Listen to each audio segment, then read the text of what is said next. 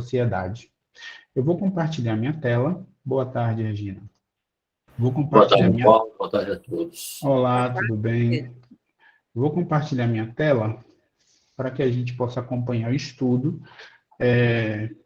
Eu estou vendo aqui a tela de vocês, então aqueles que quiserem falar podem levantar a mão ou simplesmente abrir o microfone, tá bom? Fazendo suas ponderações, trazendo suas perguntas e reflexões. Allan Kardec começa falando do duelo na pergunta 757.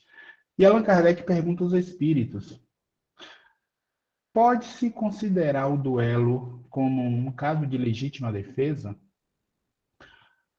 E antes de propriamente tentarmos responder essa pergunta, é interessante a gente entender o que é legítima defesa. Muito se usa o termo legítima defesa para justificar muita coisa, né? Só que o nosso ordenamento jurídico, né, ele adotou, né, como conceito de legítima defesa qualquer causa, né, de exclusão de ilicitude, ou seja, se você pratica a legítima defesa, você exclui a possibilidade de cometer um ato ilícito, tá? Então, por isso que é chamado esse nome técnico, excludente de ilicitude, que se caracteriza pela existência de agressão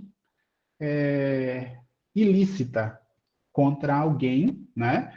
Ou contra alguém que você está observando, ou contra você mesmo, tá? E todo ato de legítima defesa, ele precisa ser moderado. O que que o legislador quer dizer com moderado? Que a legítima defesa não cabe algo desproporcional. Imagine que alguém vai lhe atacar com um alfinete, né? Eu estou aqui sendo muito caricato, mas é porque eu quero que vocês entendam o conceito de legítima defesa. Alguém vai lhe atacar com um alfinete. Não cabe você usar um instrumento muito maior que um alfinete para se defender, percebe? Tem que ser proporcional, tem que ser moderado. Então, voltando à pergunta de Allan Kardec, pode-se considerar o duelo como um caso de legítima defesa?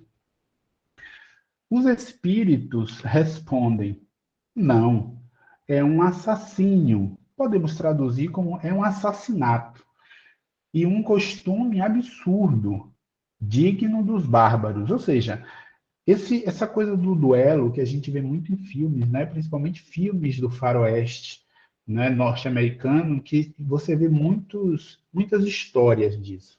Então, fazer esse duelo é como se assemelhar aos bárbaros. Com uma civilização mais adiantada e mais moral, o homem compreenderá que o duelo é tão ridículo quanto os combates que outrora se consideravam como o juízo de Deus. Hoje a gente olha para trás e vê quantas atrocidades fizeram em nome de Deus, na verdade. Então, esse sentimento, né, de duelo, de duelar, de buscar tirar a vida de um outro, né, ele jamais pode ser visto como legítima defesa, né? A legítima defesa nós vamos encontrar em outros casos, outras situações, que não o duelo. Então, os espíritos começam falando sobre esse tema de forma a não deixar pairar qualquer dúvida de que é um assassinato que se comete, né, quando estamos diante da prática do duelo. Alguém gostaria de fazer algum comentário ou trazer alguma dúvida? Miramês, ele, no final dessa questão, ele só conclui aqui, Paulo, dizendo o seguinte, que a legítima defesa é acionada pela educação, pelo trabalho e pelo amor ao próximo, como a nós mesmos. Perfeito, Cléo. Como um processo de educação, né? Ô, Paulo, Algo para se proteger. Pode falar, Pedro. eu sei que eu não sou tão antigo assim, mas na cidade que eu nasci, era comum Sim. existir o duelo. Olha só. Era comum. Existia dois tipos de duelo. O duelo, eu acho que hoje, né, era o duelo dos meninos, que não era permitido arma, você duelava com o Uhum, opositor, uhum. só com punho, né? Não Ok. existia nenhum tipo de arma. E existia dois juízes que ia definir quem já... É tipo uma luta de boxe. Entendi. Uma luta livre, né? E existe, e isso é porque, de repente você tem uma desavença na escola, você já ganha um lugar, Uhum. marca um duelo no lugar tal, e vai aquela galera toda lá. Eu, pelo menos, assisti uns 2, não consegui ver mais, assisti mais. Olha E tinha só. o duelo dos adultos, que era na bala mesmo, ou na faca, isso aí Uhum. não era permitido criança. Eu Perfeito. espero que essa minha cidade já tenha adiantado bastante, tanto que algum tempo atrás eu viajei para o Nordeste, né, que sou nordestino, e Uhum. falaram, você quer visitar a sua cidade? Eu falei, nem de longe eu quero passar por lá. Pelo amor de Deus, que é muita É. barbaridade.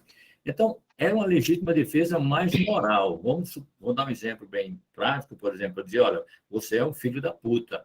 Eu xingava Uhum. a sua mãe de puta, de prostituta, de alguma coisa, o seu pai, aquilo tudo. Então, você ia defender uma honra. Era uma legítima, é isso considerado uma legítima defesa, um tapa na cara, né? A gente vai ver sobre isso logo mais, viu, Pedro? Tudo bem. Segura, a gente vai falar sobre essa questão da honra. E sobre ter afirmado que é um tipo de legítima defesa, é só para a gente conseguir compreender, né, Claro. através desses conceitos que a gente trouxe, que embora eles digam que seja legítima defesa, a legítima defesa não é, porque. Obrigado. Porque a legítima defesa, ela não se aplica numa situação como o duelo, entende? Não, claro, claro, eu concordo plenamente, Paulo. Ele dizendo que se caracterizava como uma Ah, legítima entre defesa, eles, né? tal. Entendi. Mas Perfeito. no meu ponto de vista, com certeza, Uhum. não é uma legítima Perfeito. defesa, a não ser naquilo que você falou, né? Uma evasão, Uhum. uma tentativa, né, de assassinato, onde você não tem muita saída, né? Você ou é ou não é, Exato. né? Até o próprio Isso. Emanuel diz, olha, se você não tiver saída, defenda a sua vida. Né? Então, isso Perfeito. aí realmente. Agora, nesse caso que eu estou falando, e que é Uhum. comum acontecer, não é Uhum. legítima defesa, né? Eu concordo com você. Perfeito, Pedro. Obrigado Deixa aí eu por trazer trazer isso, viu? esse Obrigado por trazer seu A Delta está com depoimento. a mão levantada aí. Abaixou a mão? Delta. Pode falar, Delta. Obrigada. Essa questão de defesa, quando a gente fala em defesa, a gente sempre pensa em questão de ataque, né? Uhum. E, por exemplo, o centro espírita aqui, há uns anos atrás, Uhum. nós tínhamos recém feito reforma no centro, Sim. e aí os meninos entraram, estragaram portas, estragaram janelas e levaram coisas do freezer e tal. E a gente pensava assim, a gente doa para eles, a gente está sempre passando, por que que eles fizeram isso, né? Vandalizaram, né, Delta? Isso, isso. Aí a gente consertou, arrumou tudo, passou um tempo, novamente eles fizeram aquilo. Uhum. Agora nós vamos ter que colocar alarme, nós vamos ter que colocar. Mas eu relutei Uhum. muito, o pessoal falava, eu pensava, mas como assim e tal? E aí eu fui refletir mais e ver que você vê. A série André Luiz, ele fala dessa questão da defesa, né? Sim. O nosso lar tem a defesa, tem a vigilância, tem os guardas. Tem outro livro que eu não me lembro agora que fala a questão dos petardos, né? Iminência de um ataque, Uhum. coisa. Sim. Então, isso é uma coisa que eu penso assim, que essa coisa da defesa e não o ataque Uhum. é uma reflexão ainda que precisa ser muito aprofundada e parte de cada indivíduo, né? Porque hoje, Uhum. como nós vivemos, a cerca elétrica, eu não gosto de chave, eu não sei para que alguém inventou uma chave, mas Uhum. eu vejo que eu preciso conviver com a chave, eu não tranco Sim. nada. Eu sei que, infelizmente, nesse momento que nós vivenciamos na humanidade, ela é necessária. Uhum. Então, é muito delicado cada contexto. Com Então, certeza. não dá para levantar uma bandeira contra nem a favor, porque, Uhum. né? Então, a gente precisa disso, né? E a desigualdade, você me lembrou uma coisa, Delta, e a desigualdade, ela faz com, a desigualdade social, que eu me refiro, ela faz com que isso apareça ainda mais, não é, na sociedade, porque uma sociedade que seja mais igual, a gente percebe as pessoas se tratando de forma mais cordial, né? As pessoas não têm tantas necessidades. E quando a gente vive numa sociedade muito desigual, que é o caso da nossa, é natural a gente precisar ainda, como você muito bem lembrou, das chaves, né? Das trancas, das alguns de cercas elétricas e etc. Né? É uma forma de se proteger. Diga, Cléo. eu vou dizer uma coisa para vocês. Pensando nessa questão de legítima defesa, e a gente pensa em legítima defesa apenas como algo a se defender enquanto arma. Uhum. Convivendo aqui com o pessoal aqui do Jardim ABC, você sabe o que é que eu ouvi da líder da Igreja Católica? Quando o condomínio Damas e o condomínio Alphaville vieram entre o bairro, um na frente e outro atrás, sabe o que foi que eles pensaram? Vão tirar a gente daqui, vamos nos defender. Ou seja, é uma defesa que a gente não pensa, e às vezes você é atacado e não sabe por quê, né? E, na verdade, eles estão se defendendo, só que da forma como eles sabem se defender, né? Criando problemas, querendo roubar, querendo fazer isso. E você fica dando aquela coisa de vamos ajudar, vamos fazer, e você não entende o porquê. E aí, quando você vai lá para dentro, vai conversando, você entende. Não, Uhum. vocês vieram para cá, com certeza, eu não ia querer um bairro aqui pobre perto de 2 condomínios grandes, né? Então, imagina a cabeça, né? O que é que não passa pela cabeça do outro. Então, o julgar, muitas vezes, que a gente faz muito, ele é muito prejudicial, né?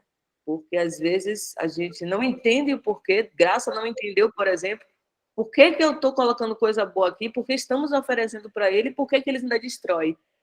Tá? Você tem que entrar muito, né, na concepção desse destruir para entender o porquê de destruir. Eu entendi porque que eles não vinham para os cursos que a gente projetava aqui. Curso de design, manicure, cabeleireiro, né, jardineiro. Gente, a gente abriu inscrição, é de graça, vamos. E o povo relutante.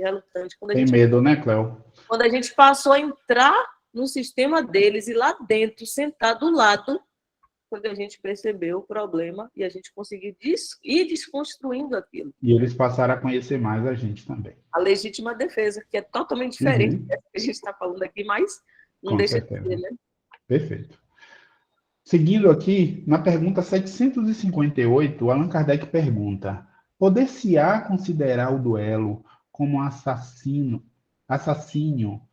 por parte daquele que, conhecendo a sua própria fraqueza, tem a quase certeza de que iria sucumbir? Aqui é aquela seguinte situação: a pessoa, imagine que, hipoteticamente, eu vou duelar com Pedro. Eu sei que eu sou muito mais fraco que Pedro, mas mesmo assim eu me coloco no duelo. Eu posso considerar um assassínio? Os espíritos, olha o que eles respondem: assassínio não, um suicídio. Então, muitas pessoas, por não ter a coragem de tirar a própria vida, se colocam em situações como de duelo para que alguém tire a sua vida, não é? A pessoa, nesse caso, vai ser punido pela sua consciência como se estivesse praticando um suicídio. Olha que coisa. A gente já viu isso aqui em outras questões, mas a gente volta à questão da consciência, né? A questão da intenção do espírito. Qual é a minha intenção ao duelar, sabendo que eu sou muito mais fraco que o meu oponente? Então, é uma forma de suicídio indireto, onde você está colocando sua vida à disposição de outro, né? Seguindo aqui, na pergunta 758A, Allan Kardec pergunta: e quanto às probabilidades, e quando as probabilidades são as mesmas para ambos os duelistas, haverá o assassínio ou suicídio? Ou seja, quando ambos podem ser igualmente fracos ou igualmente fortes, né? Onde é como se tirasse na roleta russa. Quem será que seria o causador do assassínio ou do suicídio? Nesse momento, os espíritos respondem um e outro. Então, nesse caso, a gente consegue casar, né, perfeitamente a figura do suicídio e a figura do assassinato. Mais uma vez, os espíritos trazem à tona a intenção que está por trás disso. Só que nessa pergunta, Allan Kardec tece alguns comentários. São eles: em todos os casos, mesmo quando as probabilidades são idênticas, para ambos os combatentes, o duelista incorre em culpa. Primeiro, porque atenta friamente e de propósito deliberado contra a vida de seu semelhante. Depois, porque expõe inutilmente a sua própria vida, sem proveito para ninguém. Inúmeras são as situações que nós podemos expor a nossa vida inutilmente, né? E o duelo é um desses momentos. Não serve para ninguém, não serve para a família de quem está duelando, não serve para os seus descendentes, ascendentes, a sociedade muito menos, não serve para ninguém. É um propósito estúpido, né? Bárbaro e estúpido. E a gente vai percebendo essas coisas à medida que a gente vai conhecendo a realidade da vida, né? A gente passa a valorizar mais questões da sociedade, começa a valorizar mais a nossa própria vida e as coisas que a gente ainda poderia fazer. Alguém gostaria de ter algum comentário? Dúvidas? Já quase encerrando a primeira parte do duelo, nós temos a pergunta 759.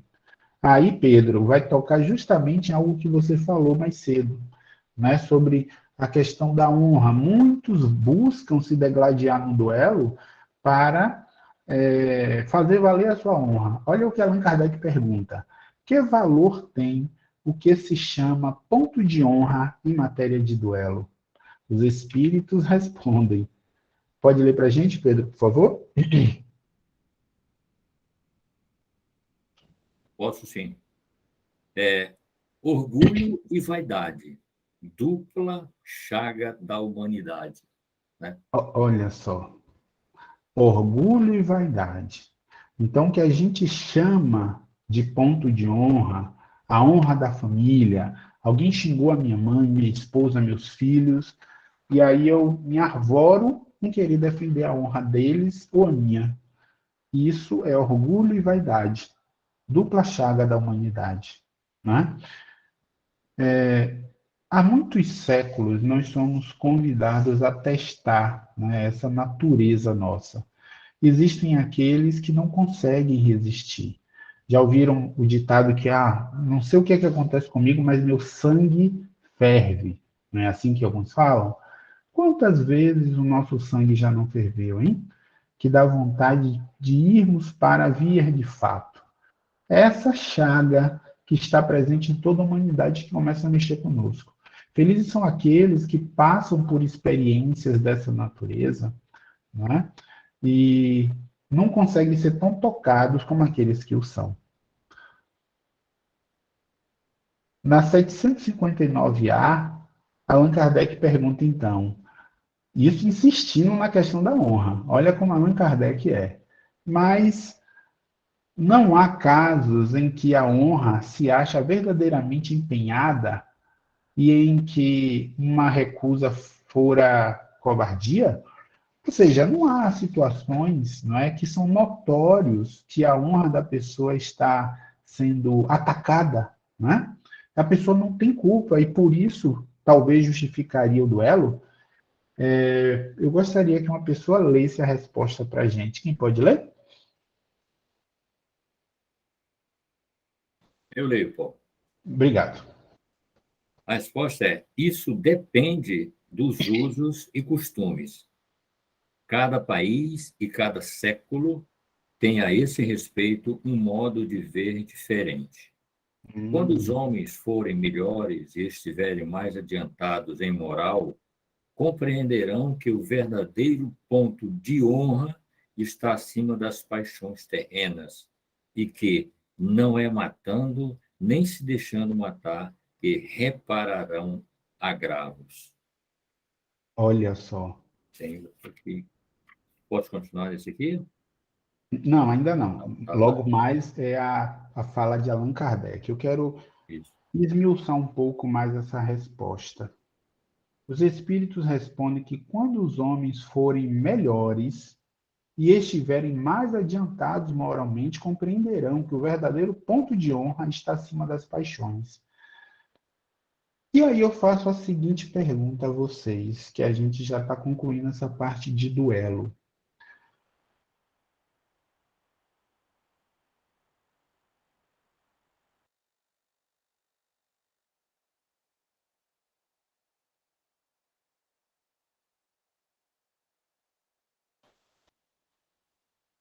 Seu microfone está fechado, Paulo.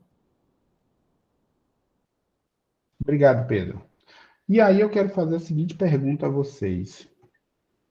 De tudo que a gente viu até aqui sobre duelo, vocês acreditam que os duelos estão restritos ao uso de armas, luta corporal, física e morte, desencarne do oponente? O que vocês acham?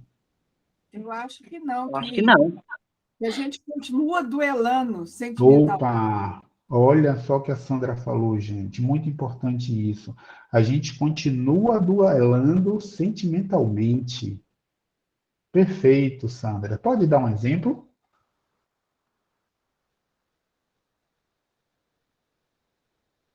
Então, um exemplo quando muito triste, quando a mulher ou o homem vai querer a mulher ou o homem do outro.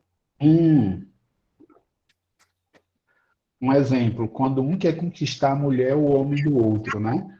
Isso já é um duelo sentimental. Perfeito, Sandra. E isso aos olhos de Deus, e isso aos olhos da nossa consciência, como é que seria visto? É algo que eu vou pagar por isso? Com certeza. Certamente, né? Só que a gente olha no Evangelho, a gente olha no livro dos Espíritos do Elo e acha que é uma coisa muito longe. Vou repetir de novo o que os Espíritos falam. Quando os homens forem melhores e estiverem mais adiantados em moral, compreenderão o verdadeiro ponto de honra. Está acima das paixões terrenas. E que não é matando, nem se deixando matar, que se repararão os agravos. A Sandra trouxe o exemplo do duelo conjugal. E quando a gente está numa empresa, no trabalho, na escola, Também. dentro de casa, em que a gente começa a duelar, a gente diz assim, fulano vai ver. E a gente começa a estabelecer uma briga mental, né, para sobrepujar o outro. Muitas vezes, existem pessoas que se utilizam de tamanho ardil para derrubar o outro. Existem pessoas que perdem o emprego, gente. Perdem o emprego. Pessoas são exoneradas por conta desse tal de duelo. Não é? Se a gente não tiver muito cuidado, aquelas palavrinhas ali de cima, orgulho e vaidade, nos tomam. Existe uma música de um grupo musical que eles são especialistas em fazer músicas para evangelização. E eles têm uma musiquinha chamada O Duelo. A letra é algo mais ou menos assim. Quando eu leio no Evangelho a respeito do duelo, eu penso que duelo não há mais. Logo fico imaginando as pistolas atirando e penso que duelo não há mais. Ou seja, a gente lê e nosso cérebro coloca a gente lá no passado, né? Armas, pistolas e etc. Aí a música continua dizendo: mas se olho pelo mundo de um modo mais profundo, eu vejo 1000 duelos sem igual. Mudaram-se as armas e pior do que as balas são as ondas do ódio mental. Quantas vezes, quando a gente não se policia, esse ódio mental toma conta da gente? Isso é como se fosse uma praga, não é? Que precisamos orar todos os dias para que a gente não seja contaminado por ela. E essas coisas, meus irmãos, são muito sutis, né? Muito sutis. A gente, quando menos espera, a gente está sendo dragado por esses sentimentos, sabe? Então, é algo que precisamos orar muito, mas vigiar, para que não caiamos em tentação. Porque o duelo não está lá no passado, não. Às vezes ele está muito perto da gente. A gente só não vai às vias de fato porque talvez a sociedade que nós estamos hoje não permite essas coisas, sabe? Mas que a gente fique vigilante a cada dia. Por favor, Graça, pode falar. Paulo, eu acho o seguinte sobre o duelo. Nós mesmos nos duelamos o tempo todo com a gente mesmo, gente. Porque no próprio Evangelho não fala, quem é o espírito, a gente sofre muito mais emocionalmente, e o nosso maior, como assim se explica, o maior inimigo somos nós mesmos, a nossa consciência, gente. A gente busca lá dentro, reverbera com os pensamentos negativos o tempo todo, com situações emocionais que a gente mesmo traz e a gente mesmo fica reverberando e, sabe, duelando com aquele problema o tempo todo. Então, isso é o nosso dia a dia. É verdade. É o nosso dia a dia, Brandão. De fato, a gente, além de duelar com os outros, a gente, não raras vezes, fica duelando conosco mesmo. Alguém mais quer trazer algum comentário ou pergunta? Vamos seguir. Paulo, rapidinho. Oi, pode falar. Eu fico pensando no seguinte, eu sei que hoje nós temos muitos duelos, né, com nós, como já foi colocado, com a sociedade de maneira geral, mas eu fico muito feliz quando a gente vê uma evolução no mundo no sentido do caminho, né, mesmo que a gente ache que devagar, mas num caminho para uma amorosidade. Então, assim, às vezes a gente não entende uma mudança em legislação humana, né, por exemplo, humana, não estou falando divina.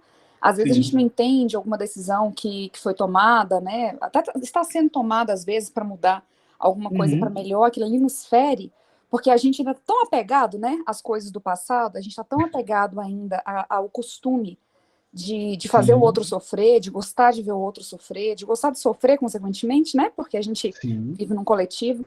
E é interessante que eu fico imaginando, assim, a época quando foi proibido o duelo, como as famílias e as pessoas daquela época acharam ruim, né?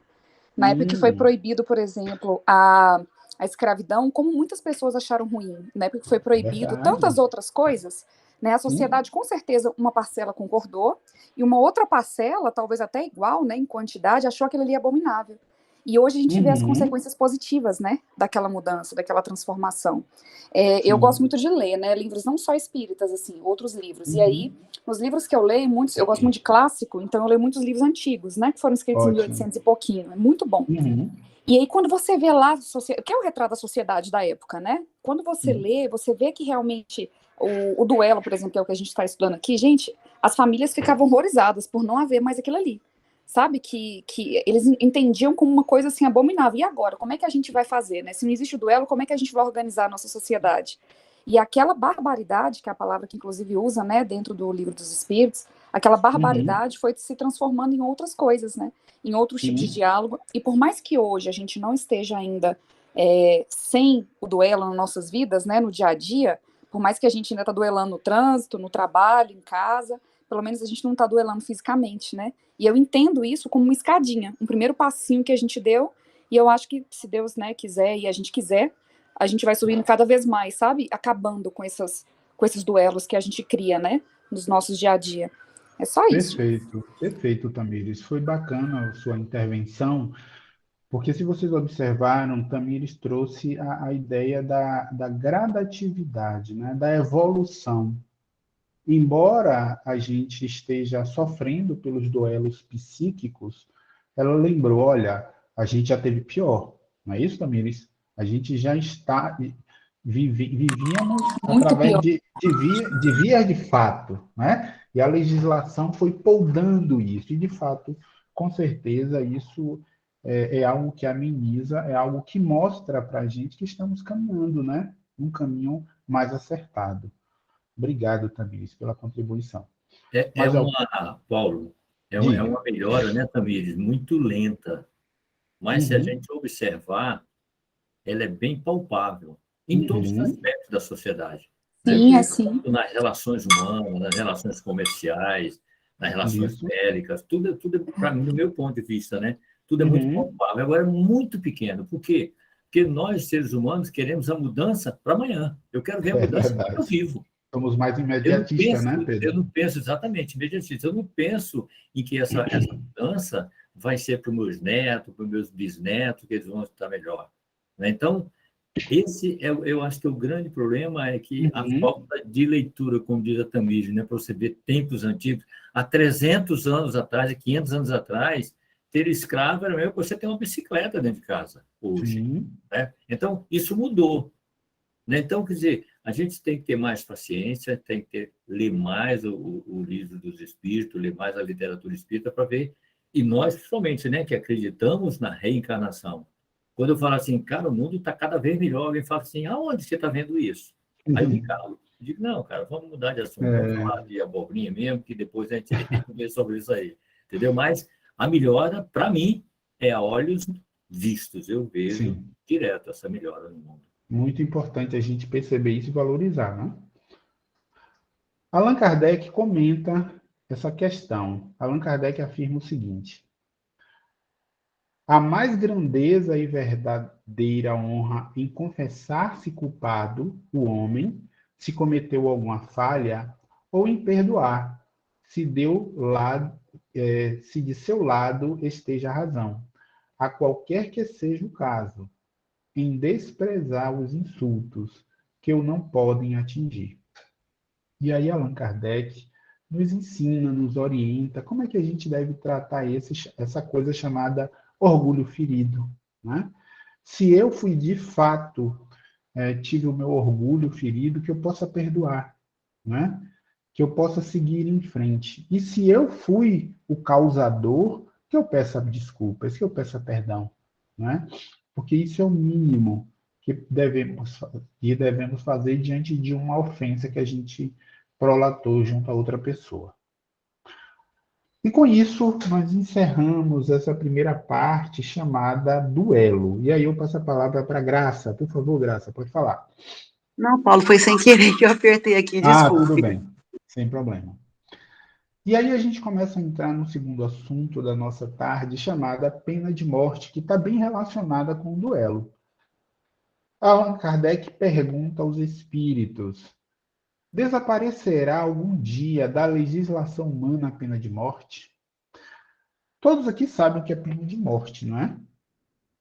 Pena de morte é quando existe na legislação, não é, de uma localidade, de um estado, de um país, a autorização e as regras, né, para que essa pena seja aplicada.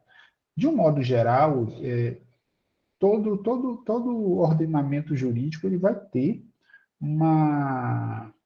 algumas penas, né, mais gravosas, e elas estão justamente no Código Penal.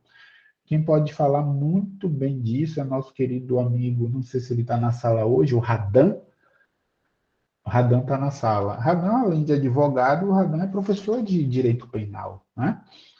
Então, tudo que a gente encontra de mais nobre, né, na sociedade, digamos assim, existe uma penalização que vai ser aplicada, isso está no Código Penal. E existe uma pena, né? Essa chamada, digamos assim, a pena máxima, que é tirar a vida de alguém. Então, desaparecerá algum dia da legislação humana essa pena de morte, ou seja, tirar a vida daquele que cometeu um ato infracionário? Alguém poderia ler para mim a resposta, por favor? Para a gente poder discutir? Eu vou ler. Ok. A pena de morte desaparecerá incontestavelmente e sua suspensão assinalará um progresso da humanidade. Quando os homens estiverem mais esclarecidos, a pena de morte será completamente abolida da terra. Os homens não terão mais necessidade de ser julgados pelos homens. Refiro-me a uma época ainda muito distante de vós. Os espíritos respondem a Allan Kardec, né? Eles só são honestos ao falar que, olha, isso vai levar ainda muito tempo, né? Essa época em que vai estar desaparecido do ordenamento humano a pena de morte é algo que vai estar muito distante da nossa época. E olha que isso foi escrito, gente, em 1800, foi publicado em 1857. A gente está falando aí de quase 200 anos. Então, e ainda está distante, porque a gente vê pessoas em redes sociais defendendo, né, o surgimento de pena de morte naqueles lugares em que não tem.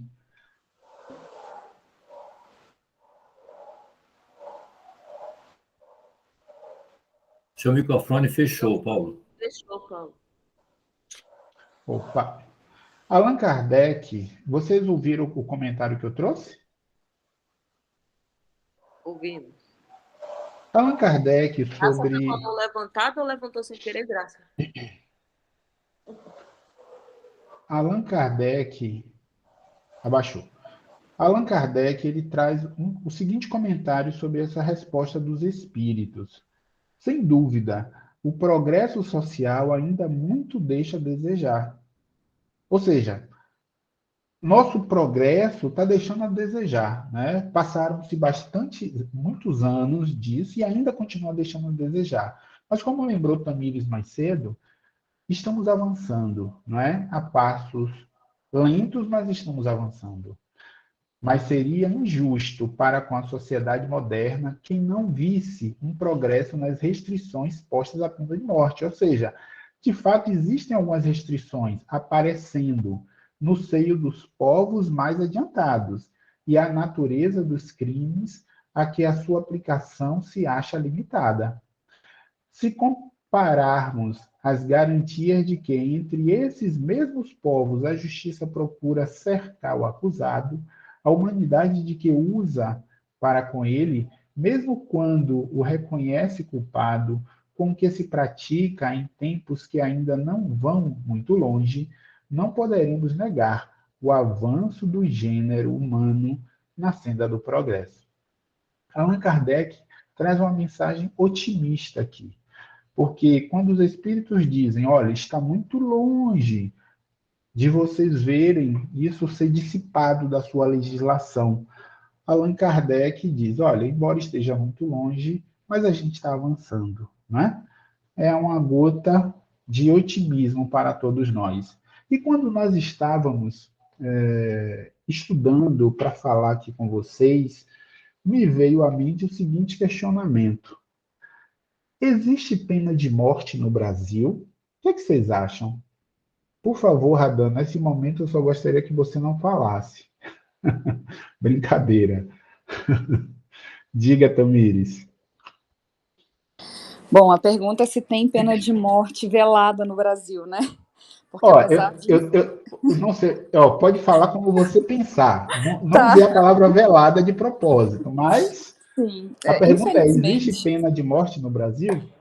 infelizmente tem, né? A gente Opa. sabe que na prática, né, na teoria não, quando a gente estuda a Constituição, mas no dia a dia, quando a gente pensa em algumas pessoas em determinada situação, né, e algumas pessoas especialmente que estão passando por uma situação financeira mais delicada, as pessoas talvez em situação de rua, as pessoas que talvez são entendidos na sociedade como criminosos, né? As pessoas, infelizmente, ainda por conta do racismo, por conta de tanta coisa que a gente sabe que a gente ainda está patinando, a gente tem, infelizmente, ainda uma pena de morte velada, né, no nosso país. Entendi. Onde há pessoas que têm mais facilidade em serem assassinadas, indiferente, né, do motivo, se é pela sociedade, se são, né, enfim, dependendo do que aconteceu, mas que tem, infelizmente, ainda essa característica, né? É muito triste pensar nisso. E aí, vocês concordam com a Tamires? Existe pena de morte velada no Brasil? O que vocês acham? Espera aí que tem uma fila aqui de mão levantada. Regina. Depois eu. Pode falar, Regina. Paulo, a Tamires falando isso aí, eu lembrei quando o meu filho estava fazendo o mestrado dele lá em Dourados, no Mato Grosso do Sul, e ele ficou praticamente por 2 anos numa aldeia lá no Pantanal, porque ele fez o mestrado dele em linguística, né, em línguas indígenas. Olha, que coisa. E ele falava e fala até hoje, né, assim, o que não chega lá, e falam que tem as verbas, no caso, né? Por exemplo, vacina não chega até lá para os índios, né? E tem verba para isso, né? As cestas, né? As cestas que são cestas básicas, né? Que são às vezes faladas, que são direcionadas a eles, não chegam até lá. Escola, né? Então, assim, eu considero isso como fosse uma pena de morte também, né? Quando eles vão até quando eles vão até um hospital em Dourados, por exemplo, e eles não conseguem assistência médica lá, porque são índios, e às vezes o médico que está lá atendendo no posto, no hospital, né, é filho de um fazendeiro ou parente de um fazendeiro que está lá tentando tirar os índios da terra deles ali, sabe? Porque lá tem uma disputa muito grande, né? Já teve até chacinas já naquela região. Então, eu considero isso também uma pena de morte, porque ninguém olha para aquela região, ninguém olha, né, para essa etnia. Então, para mim, eu considero isso também como se fosse uma pena de morte, né? Porque a discriminação relacionada aos índios é muito grande. E a gente fala, não, mas índio, o que não é ladrão é bêbado, né? Não, mas está muito enganado. Hoje tem muito índio, né? Claro que não. Doutores, muitos índios, né? Que hoje não tem mais isso. Tem, lógico que tem, né? Os que têm esses problemas com a bebida, com o roubo, porque nós chegamos muito próximos a eles, né? E acabaram que aprenderam conosco. Mas, então, assim, eu considero essa situação que eles vivem, e eu estou falando lá dessa região, porque meu filho esteve lá, né, por um bom tempo, e tem até a família indígena dele, tudo lá, até hoje que ele mantém contato. Então, assim, a gente vê a dificuldade. Então, eu considero ali naquela região, para eles, falando do conhecimento que a gente tem nessa região, eles são condenados, sim, a uma pena de morte. Perfeito. Obrigado pela contribuição, Regina. Quer falar mais alguma coisa, Tamires? Baixou a mão. Cléo? Nesse caso de pena de morte, né, que tanto a Tamires quanto a Regina citou, eu não vejo isso como pena de morte, mas sim uma espécie de homicídio até, né? Uma falta, né, de assistência, né, que o governo tem dado, né? Porque, assim, quando eu vi pena de morte, eu penso que é algo que deve ser julgado, né, e condenado, né, e tirado da vida mesmo, né? Então, e aí eu acho que são duas coisas diferentes, né? A falta do cuidado que o Brasil deveria ter e não tem, né, com algumas pessoas, como ele diz lá na Constituição, e a questão da pena de morte, né, que é simplesmente chegar e dizer, Cleonice, você matou e você vai morrer perante a lei. Tome aqui um remédio, engula e morra. Né? Eu entendo que pena de morte é assim. Né? E assim, por muito tempo, né, a gente sabe que se tem no Brasil, eu desconheço, né, esse tipo de pena de morte, mas a gente, fazendo uma análise em outros locais que existe essa pena de morte, alguns filmes que eu já assisti, né, e quantos erros eram cometidos por conta da pena de morte, pessoas que iam para a cadeira elétrica, né, eu assisti um filme lindo, eu esqueci o nome, e era um cara, um negro, alto, forte, né, não sei se vocês lembram o nome desse filme. Com Tom Hanks, Corredor da Esperança, alguma coisa assim, né? Não. Ave Maria, chorei demais nesse filme. Não, é um que ele é bem negro, alto, forte, e ele A Espera de um Milagre. A Espera de um Milagre. Gente, eu chorei demais com esse filme. E o cara, ele simplesmente foi para a cadeira elétrica e teve que pagar por um crime, né, que ele nem tinha cometido. Então, assim, você colocar uma pessoa, né, decretar uma pena de morte, ou seja, algo que só Deus pode tirar a vida, né, e você decretar uma pessoa pelas leis humanas, que são falhas, né, eu acho isso, assim, um absurdo. Né? E, assim, desconheço se existe no Brasil ainda. Né? Ok. Se a gente for falar em termos legais, né, jurídicos, não existe pena de morte no Brasil. Se a gente partir, como foi inserido na pergunta, existe uma pena de morte velada? Existe hoje, todo mundo sabe, a pena de morte, então, do pessoal de UTI, a máfia da UTI, que escolhe quem vai morrer para substituir outro lugar, que vai mais dar dinheiro para aquela clínica, ou seja, para aquele médico. Mas isso não é o caso. No Brasil, não existe pena de morte. Ponto. Agora, se a gente for pensar nessas possibilidades de quantas crianças morrem de fome no Brasil e no mundo, né? Isso é pena de morte? Não. Isso até poderia ser considerado um assassinato, se fosse julgado. Mas pena de morte, não. No meu ponto de vista. Ok, Pedro. Quer falar mais alguma coisa, Tamires? Eu entendo, né, esse olhar, assim, legislação tecnicamente não, né? Nós não temos. Mas eu entendo que a omissão é uma ação, sabe? É como eu vejo, assim. Um país, por exemplo, no caso, né, o Brasil, infelizmente, há muitos anos é o país que mais mata travestis, né, no mundo. Nós somos o primeiro lugar, que não é nada merecido, meu Deus, né? Ser primeiro lugar numa coisa dessa é uma coisa Nossa, muito terrível, triste. terrível também Terrível, isso. nós sermos o primeiro lugar no mundo disso, e quando você vê que não há uma ação social, não há política pública, né, não há conscientização, não há um trabalho para Uhum, não fazer com que aquilo aconteça, eu entendo, sabe, como uma pena de uhum, morte velada. Porque apesar de perfeito. não estar escrito, quantas coisas, se a gente parar para pensar, até o próprio Livro dos Espíritos fala isso, né, ou o Evangelho, não lembro, que diz que às vezes a gente faz tantas coisas erradas que a gente nem entende ainda como errado, né, e eu Uhum, vejo essas ações, esses assassinatos, né, indígenas, de negros, de travestis, de pessoas trans de maneira geral, tanta coisa que a gente vê acontecendo e que não tem uma mudança, uma comoção, porque eu acho que a gente deveria, sabe, uhum, se comover, a nação que eu digo, falar, não, isso aqui não pode acontecer no nosso país, né, e quando a uhum, gente se cala, infelizmente, a ausência do bem é o mal, né, então a gente uhum, também tem responsabilidade frente a isso. perfeito. Bem, amigos, respondendo a pergunta a vocês, né?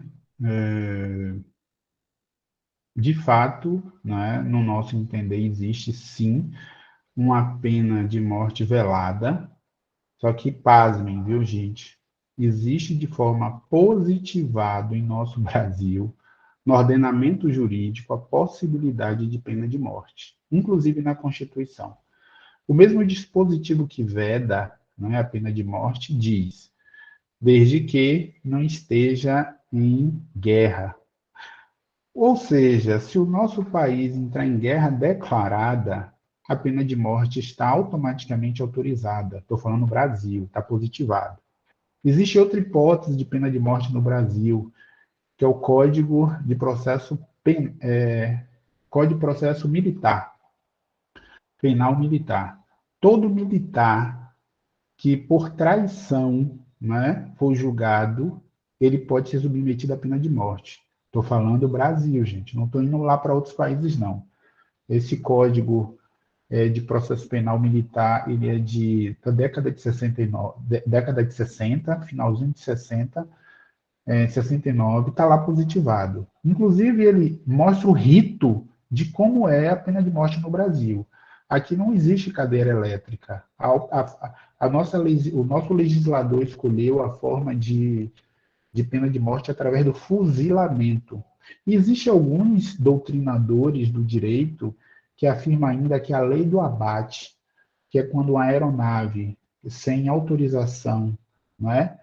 Ela invade o território nacional, é possível ser abatida, né? E alguns entendem que ninguém vai sobreviver, né?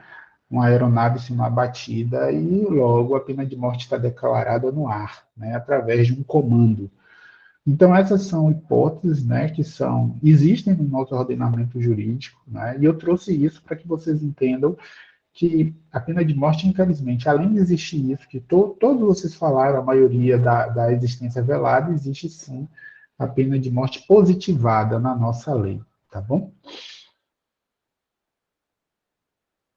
Falei alguma coisa errada, Radan? Me corrija, viu? Pergunta 761. Tudo certo, é isso mesmo, né? Opa, isso, obrigado, meu amigo. Mas tá... e lá na guerra da Ucrânia, será que não é uma pena de morte, não? Ah, sim, com certeza. Ali, por demais, né? Mas assim, eu restringi o nosso objeto aqui no Brasil justamente para nem ir para esses países que ali a coisa está feia, né? Infelizmente. Pergunta 761. Allan Kardec pergunta: a lei de conservação dá ao homem o direito de preservar sua vida. Não usará ele desse direito quando elimina da sociedade um membro perigoso? Olha que astúcia, né?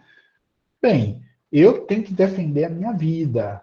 Será que não é legítimo tirar da sociedade uma erva daninha?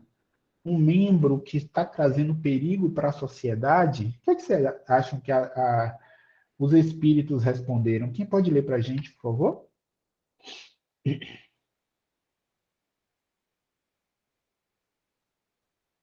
Eu Falei, leio. Ah, você lê? Tudo bem, Pedro. Obrigado. há outros meios de ele se preservar do perigo que não matando. Demais é preciso abrir e não fechar ao criminoso a porta do arrependimento. Ou seja, os espíritos rechaçam, não é, essa ideia de que vamos tirar essa ervandaninha da sociedade que está trazendo perigo. Né? É preciso acreditar no espírito, né? Por pior que seja o crime cometido por ele.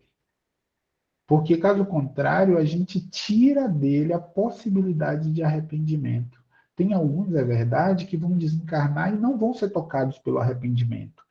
Mas não cabe a nós, não é, essa análise. Diga, Tamires. E a gente tem que pensar, né, gente, que existe reencarnação, né? E que provavelmente nós fomos criminosos em outras reencarnações que tivemos, né?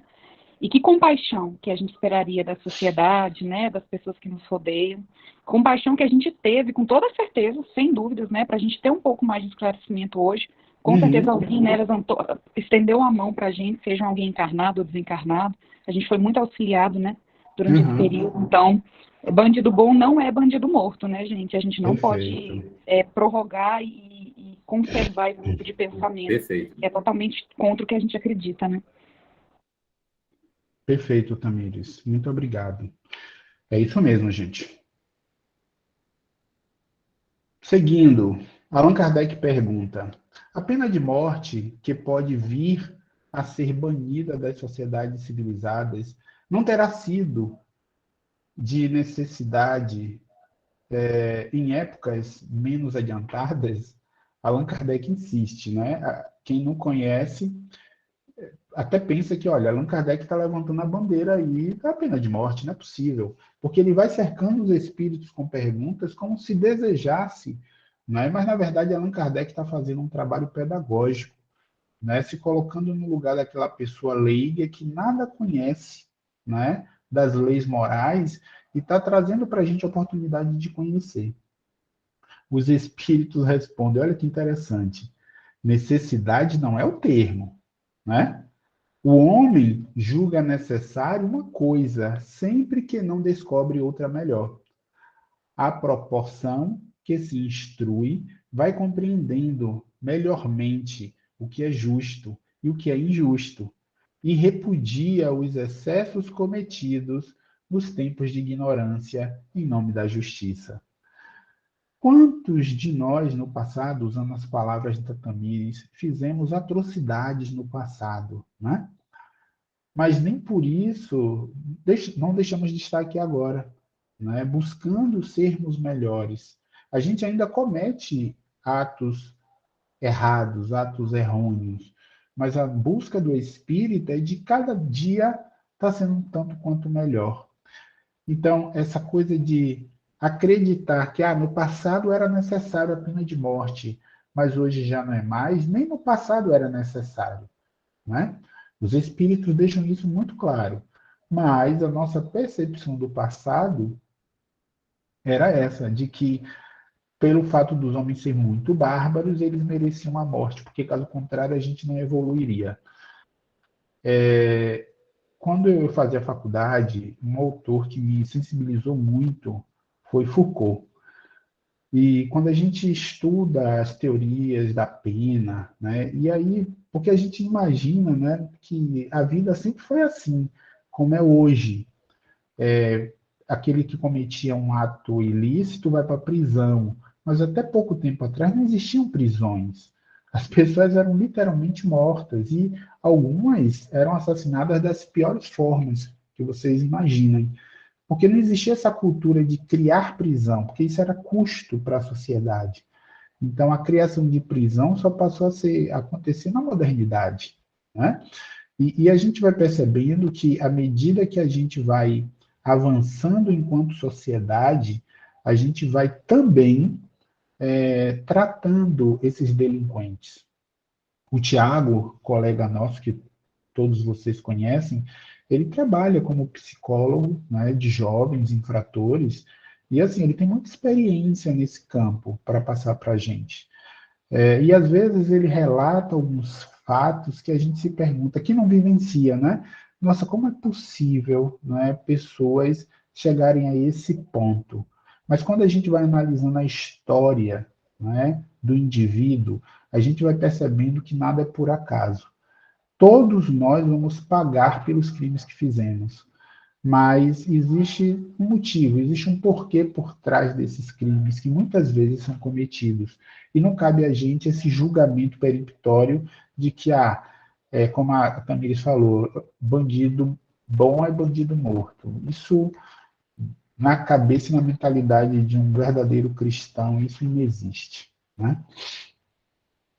Seguindo as nossas reflexões, será um indício de progresso da civilização a restrição dos casos em que se aplica a pena de morte? Allan Kardec faz uma pergunta mais ou menos óbvia, né? E óbvio também a resposta dos espíritos. Quem pode ler para a gente? Eu posso, Paulo. Por favor, Eva. Não, Regina. Regina, perdão. Podes duvidar. Tá bom. Podes duvidar disso?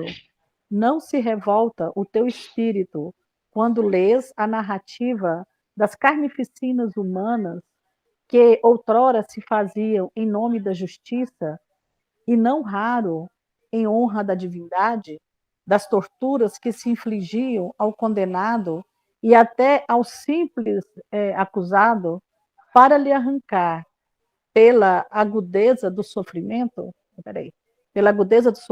a confissão de um crime que muitas vezes não cometera?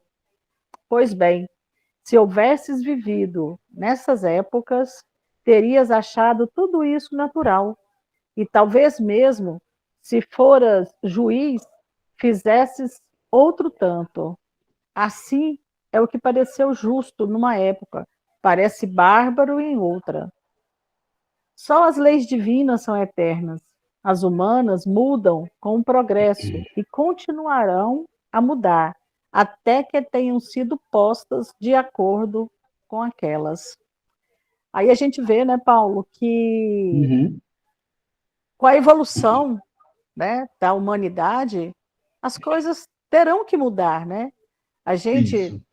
Muita gente ainda acha normal a pena de morte, né? Nós, graças a Deus, já estamos num outro processo de não achar, mas anteriormente, né, as outras encarnações nossas, com certeza nós achamos normal, né, pena de morte. Nós apedrejamos, nós, né, gritamos lá, né, forca, forca, várias outras formas, né, de pedir a pena de morte, mas hoje nós já estamos um pouquinho mais, né, progredidos aí espiritualmente, né, moralmente, e a gente acha que isso é errado.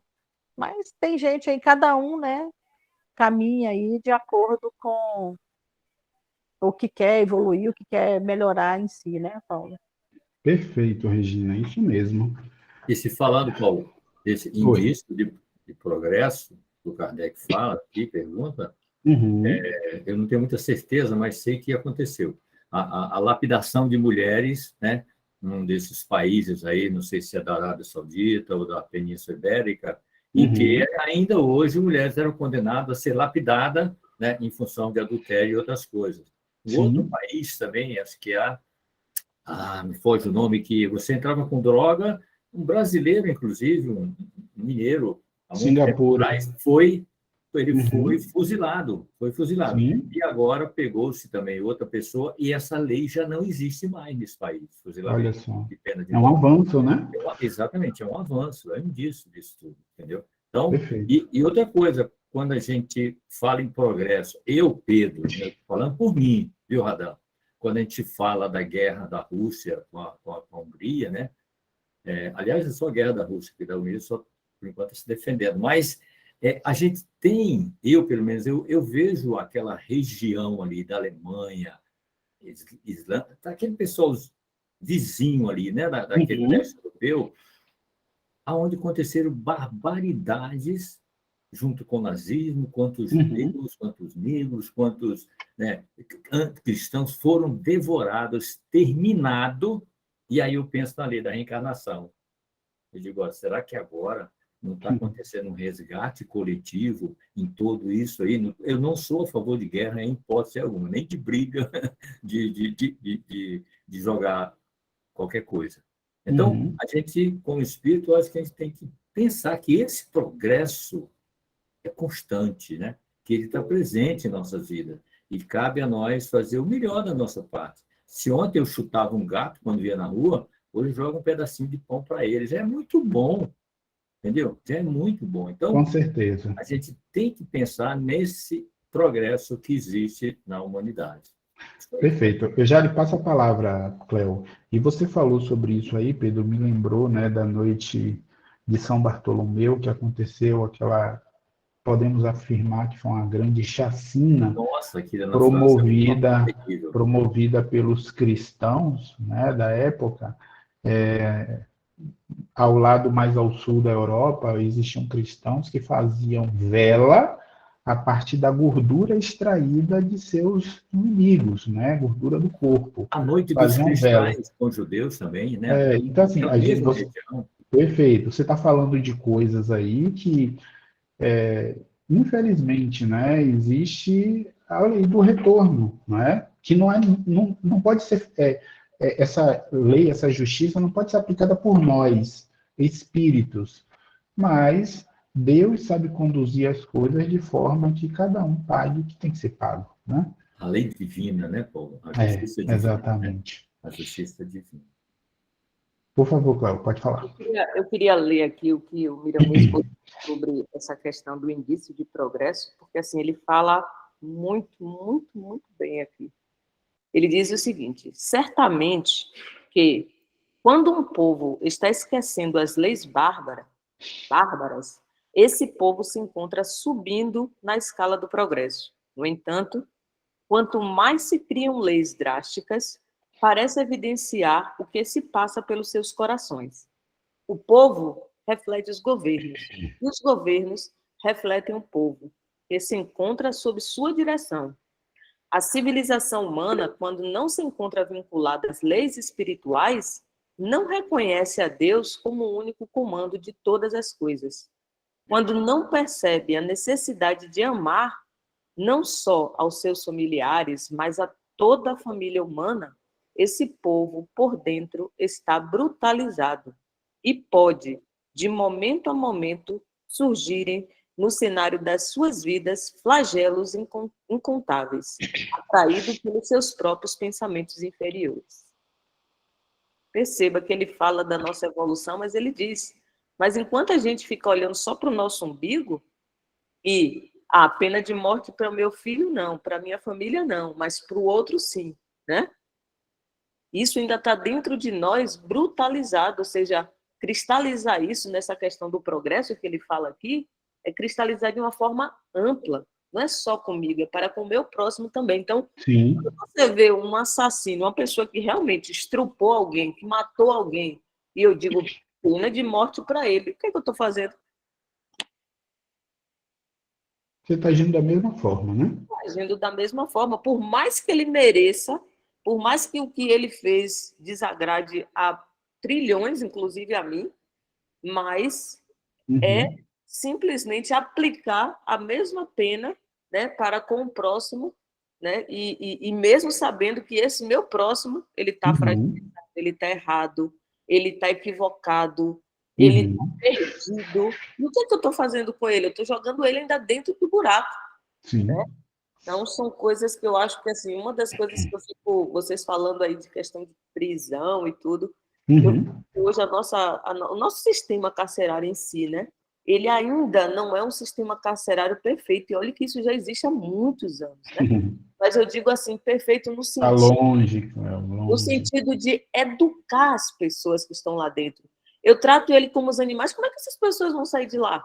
Como animal, né? Então, são coisas que isso sim a gente deveria estar levantando bandeira, porque você pegar uma pessoa que às vezes errou, até roubou porque queria comer, e foi para a cadeia, e ela sai de lá mais brutalizada ainda, o meu sistema carcerário, né, ele não condiz com aquilo que ele... Está falido, né? É falido demais. Perfeito. Obrigado, Cléo, pela leitura aí do Miramês. e pelas reflexões. Regina?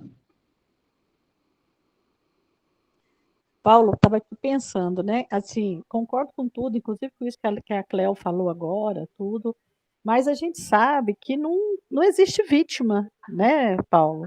Se a gente colocar também uma pessoa, foi condenada à pena de morte injustamente, né? Mas a gente só vê o agora, né? A gente não vê as vidas das anteriores, né, do ser.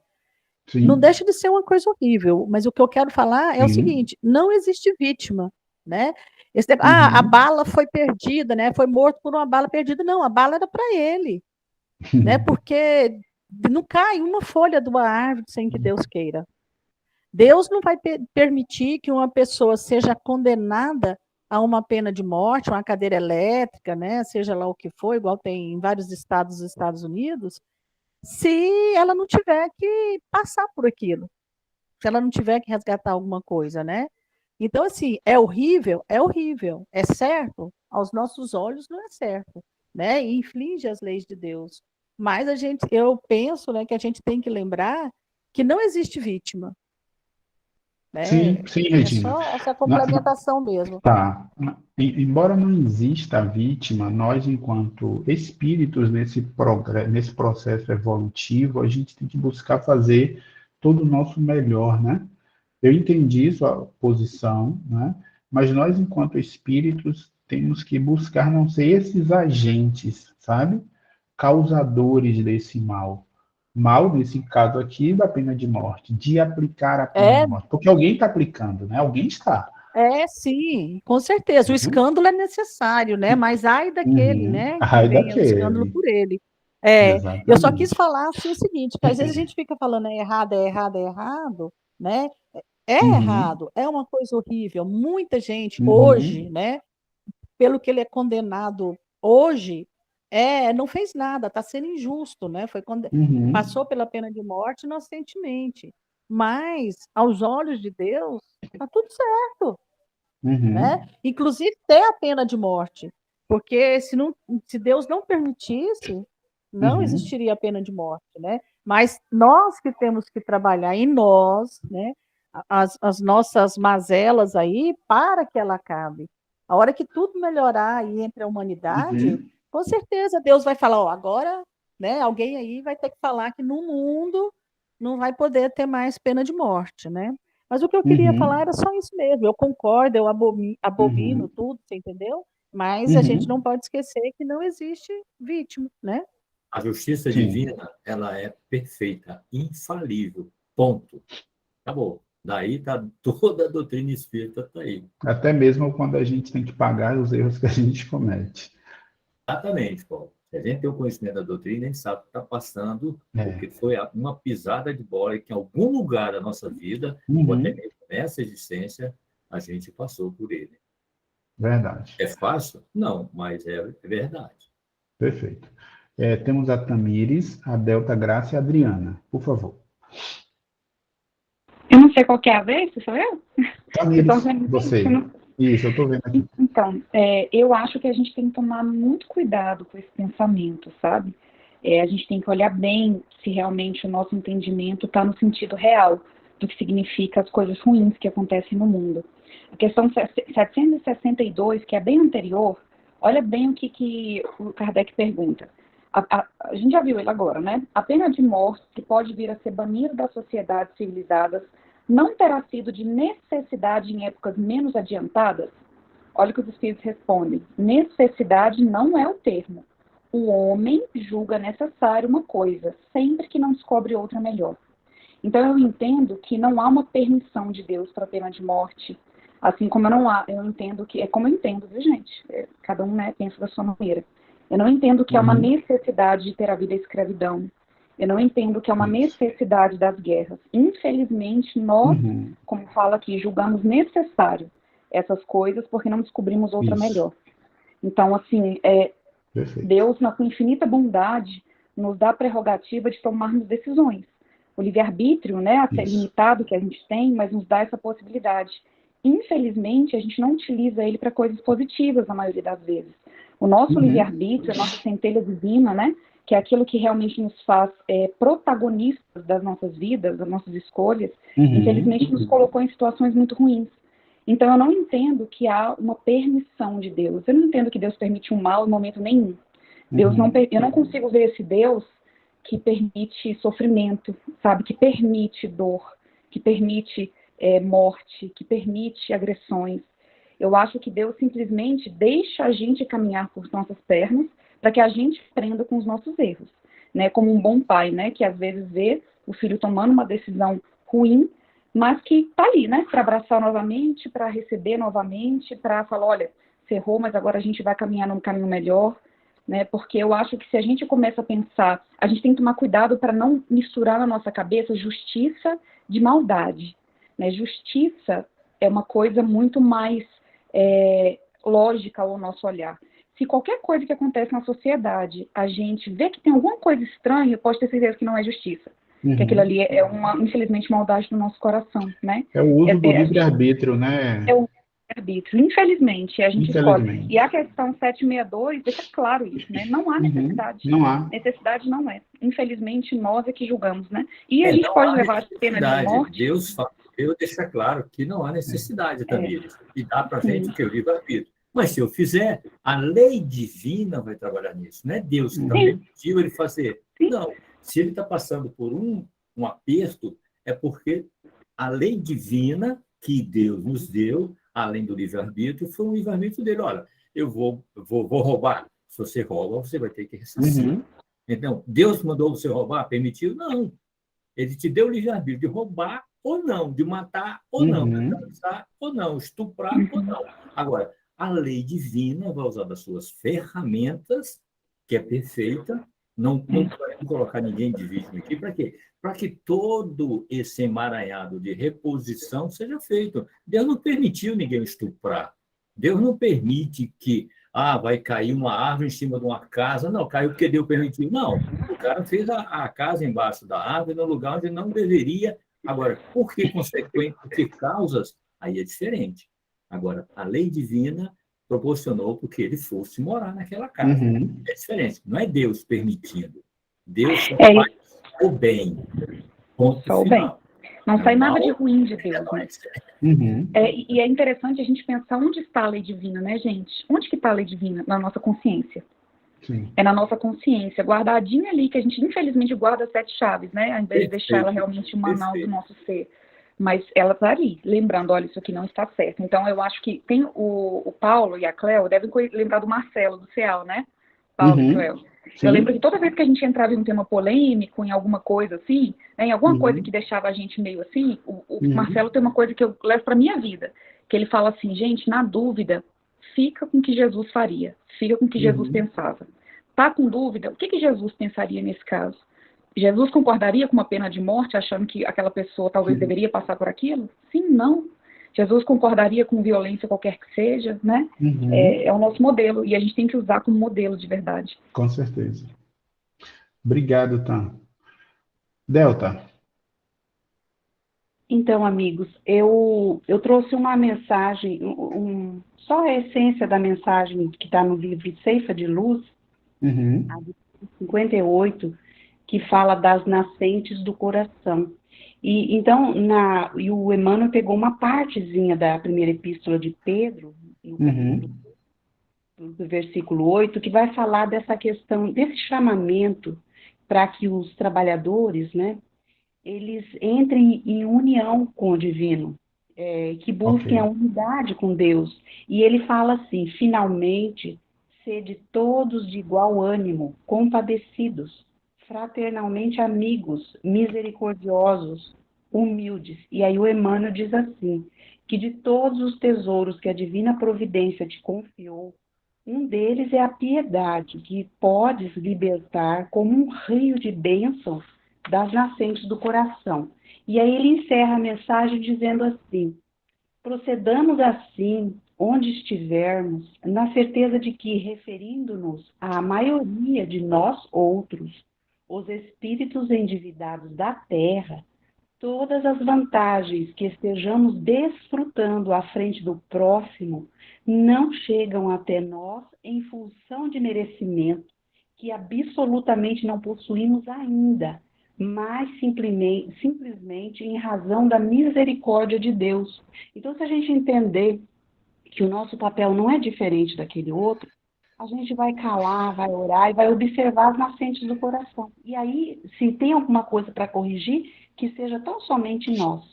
Então, eu penso que esse é um momento da gente refletir muito, sabe? A gente ter muito equilíbrio nas emissões, dos pensamentos, das falas, porque é um momento muito grave, de muita polvorosa, de muitas questões que a gente deve evitar.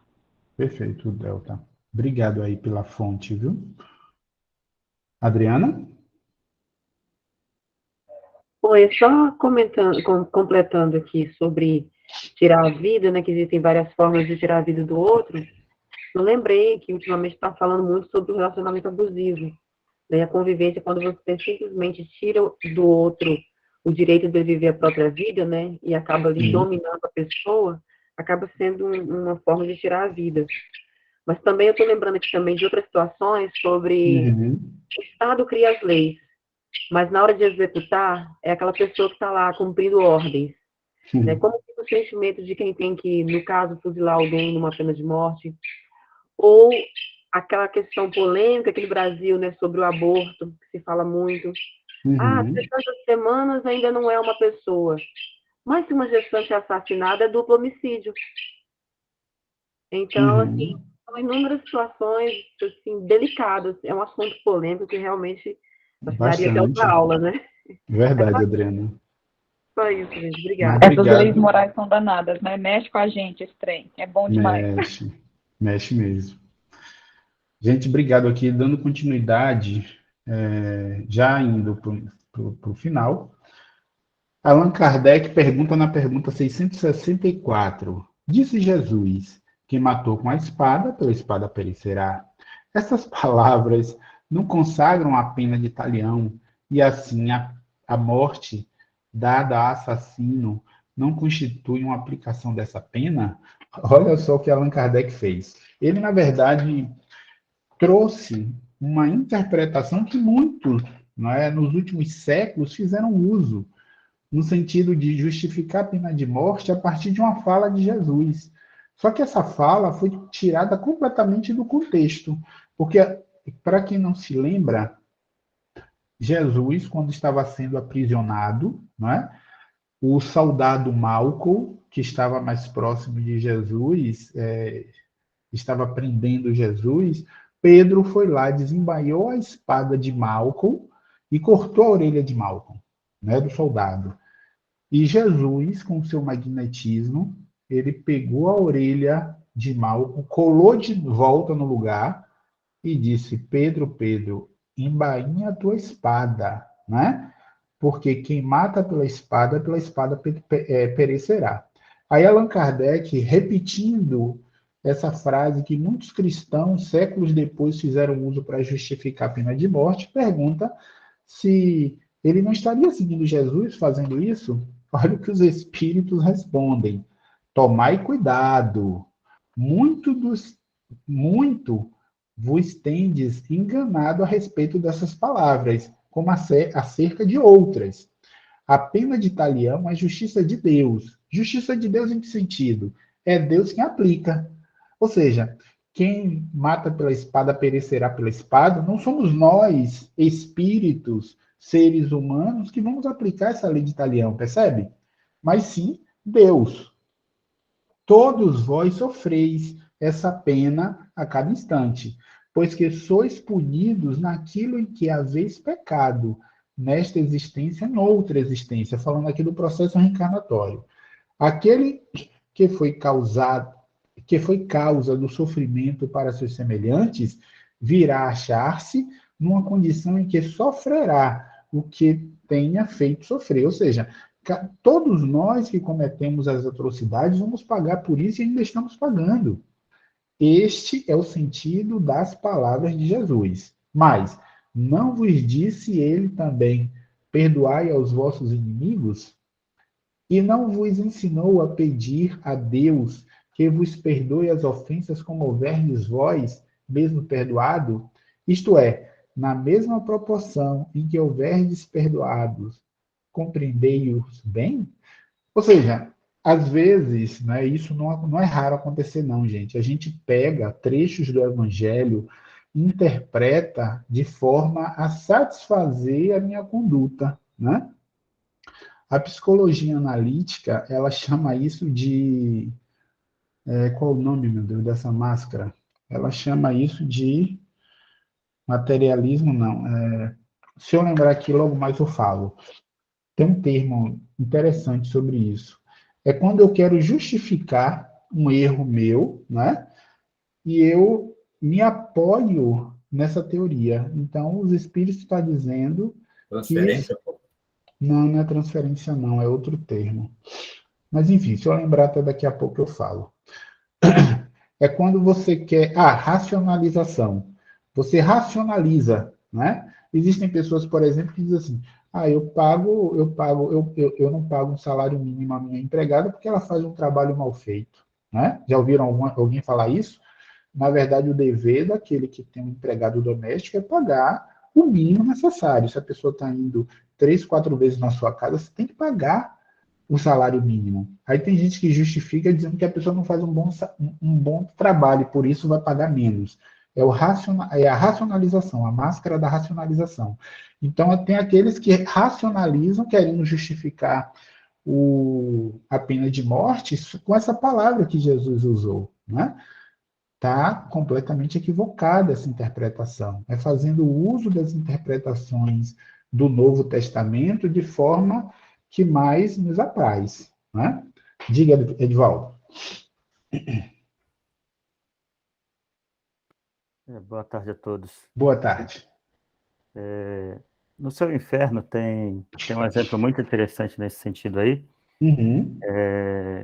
O título é até assim, A Lei de Talião, e tem o nome da pessoa da qual Kardec evocou. Uhum. E fizeram a exumação do corpo dessa pessoa que tinha desencarnado e viram que ela estava de bruço, né? Uhum. Estava de bruço, e Kardec, isso saiu no jornal à época, e Kardec fez a evocação dessa pessoa e conversou com ela, né? Uhum. Ela, em uma existência anterior, tinha praticamente emparedado a esposa, né? E ele acabou espiando no mundo espiritual a falta cometida, né? A esposa já o tinha perdoado, ela já estava em outro planeta. Emparedando, só para eu entender. Prendeu na parede. Isso. Viva, Isso. né? Ok. Viva. Ok. Tá? E ele pediu, espírito, pediu uma morte similar ao que ele infligiu a outra pessoa. Por que isso, né? Não foi Deus que colocou, ele tinha que desencarnar dessa forma na próxima existência. Porque todo o mal que a gente ocasiona, a gente vai expiar e necessariamente vamos reparar. Acho que a palavra correta seria essa, reparar o mal que a gente faz a outrem. É o que não acontece até então na justiça humana, né? Às vezes a pessoa expia, digamos assim, porque vai presa pelo ato maldoso que cometeu, mas ela acaba não reparando. A justiça humana ainda não coloca essa condição para a pessoa reparar o erro que cometeu, porque às vezes ela lesou uma família. Essa família está passando por certa dificuldade agora em decorrência do ato que aquela pessoa cometeu. Então, a justiça humana não tem isso. Mas a justiça divina, as leis naturais, faz com que a gente repare. Ela dá a oportunidade que a gente repare o mal que haja cometido a outra. Então, às vezes, a gente fica num afã tão grande de que as coisas aconteçam de fora para dentro, mas não é assim. Ela vai acontecer de dentro para fora. Esse exemplo que Kardec traz da sociedade, do progresso da sociedade, que é muito legal, e se a gente for racionalizar em cima, a gente vai perceber que aqueles espíritos que tinham uma certa brutalidade no passado, muitos deles são o que estão hoje lutando por uma certa justiça na própria sociedade, né? É isso mesmo, Edivaldo. Conforme a evolução do espírito, a morte é apenas jogar uma roupa velha para fora, né? E o que dá mais ênfase, o que o Espiritismo fala com bastante ênfase, é a questão do espírito em si. Então, naturalmente, a gente vai ter que reparar o mal cometido. É igual se fala do mundo de regeneração. O mundo de regeneração vai chegar, mas vai chegar. Não sei quando, porque não vai ser através de cataclisma, não são cataclismas. Lá na Gênesis fala que são revoluções morais que vão acontecer na sociedade, que vai ser perceptível que esse mundo de regeneração, digamos assim, está chegando. Sim. Mas se ele vai chegar, mas e eu? Será que eu vou estar nele? Eu acho que é essa pergunta que a gente tem que se fazer todo dia, né? Então, a gente tem que tentar incorporar no nosso dia a dia esses ensinamentos que os espíritos superiores trouxeram para nós. É um desafio? É realmente um desafio. Mas é isso que a gente deve estar fazendo a pouco e pouco, né? Perfeito, Edvaldo. Obrigado, meu amigo. E última pergunta. O que se deve pensar da pena de morte imposta em nome de Deus? Ou seja, querer justificar a pena de morte como se fosse algo sagrado. É tomar o homem o lugar de Deus na distribuição da justiça. Isso já aconteceu muito no passado, viu, gente? Em especial no período das Cruzadas.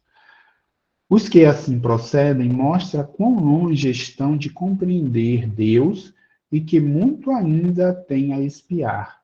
A pena de morte é um crime, quando aplicada em nome de Deus.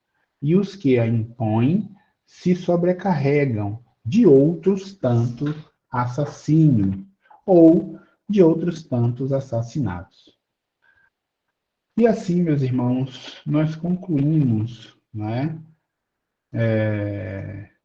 o capítulo de hoje, capítulo 6, com pena de morte. E eu gostaria de saber se alguém gostaria de trazer alguma dúvida, algum comentário final, que temos 2 minutos. Paulo, para essa última questão aí, Miramês, aqui no final, ele diz o seguinte também: aplicar a morte física nos outros é um crime, principalmente quando é aplicado em nome daquele que dá a vida, Deus. Sim. A humanidade se encontra em um caldeirão de luta de todos os tipos. A inferioridade campeia em todos os quadrantes da Terra. E parece que o mundo se encontra desabando em uma calamidade universal. Perfeito. Muito pior do que o próprio dilúvio. No entanto, nem o mundo, nem a humanidade estão piorando. Pelo contrário, isso é indício de melhoria breve. Todavia, verdadeiros sinais de mudança se encontram em dores, desesperos e infortúnios, sem conta. Ainda assim, a lei se irradia e com mais expressão visível. Ou seja, às vezes a gente olhando, essa questão a gente falando hoje sobre tanto assassínio quanto suicídio, pena de morte, ainda esses problemas que a gente encontra, que a Tamires citou, justamente contra gays, lésbicas, atrocidade de todo tipo. Eu falando aqui até a questão das pessoas que se encontram presas, encarceradas, a forma como são tratadas. A nossa amiga aí, qual é o nome dela? Saiu. Ela dizendo que a gente realmente, ninguém passa o que não deve passar, e a lei divina ela está aí fazendo esse ciclo, e não deixa passar nada daquilo que a gente realmente não mereça, Mas, ao mesmo tempo, como somos cristãos e estamos aqui justamente buscando aprender, o nosso papel é, mesmo aqueles que estão passando por ciclos, ainda errado, e nós também podemos estar nesse ciclo também, em algum momento, a gente tem que olhar para o outro, com essa compaixão, esse desejo de melhora, tentando demonstrar, o equívoco que ele está se encontrando. Por quê? Porque ele pode estar justamente entrando no outro ciclo de reparação por conta dos atos que estão sendo cometidos. Todos nós, na verdade. Isso mesmo, Cláudio. A lei divina, ela é perfeita, porque ninguém escapa, nem escondidinho a gente escapa, Então, são coisas que a gente deve parar e analisar, e olhar para dentro de nós e dizer o que eu posso ainda me melhorar para justamente poder não estar passando novamente por alguns ciclos, de reparação, Perfeito, Cláudio. Isso mesmo. Bem, amigos, chegamos no nosso horário. Eu agradeço a todos, pelo estudo de hoje, e que possamos, refletir sobre esses ensinamentos trazidos pelos Espíritos. Que Deus abençoe a todos. Obrigado, Paulo. Você faz nossa prece, amor? Vamos encerrar com a prece aí da Eva. Então, vamos todos fechar os nossos olhos, levar nossa mente à espiritualidade amiga, ao nosso Pai Maior, à nossa Mãe Santíssima, e agradecer.